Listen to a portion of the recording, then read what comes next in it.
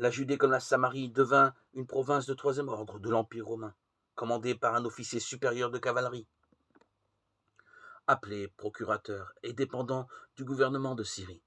Le plus connu de ces procurateurs apparaîtra bientôt dans ce récit. Il se nommait Ponce Pilate.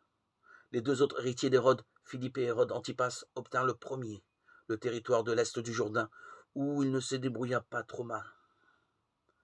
Ne se fit guère remarquer en tout cas.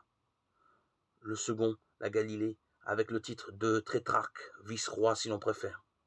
Ainsi, la présence romaine au temps de Jésus, incarnée par des fonctionnaires de bas niveau et de médiocres compétences, l'empereur n'allait tout de même pas envoyer les meilleurs dans ces pays du bout du monde, s'était-elle faite plus lourde et fut plus mal supportée. Certains s'en accommodaient sans trop de peine.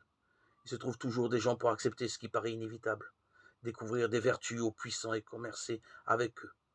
À l'inverse, quelques milliers d'hommes recrutés, surtout parmi les docteurs de la loi et les scribes, des plus notables pour la plupart, des artisans et des commerçants soucieux de réformes religieuses que l'on appelait pharisiens, les séparés, se persuadèrent qu'il fallait observer la loi avec la plus grande rigueur, obéir aveuglement au moindre de ses commandements. C'était à leurs yeux une forme de résistance. Il s'agissait de sauver l'âme d'Israël.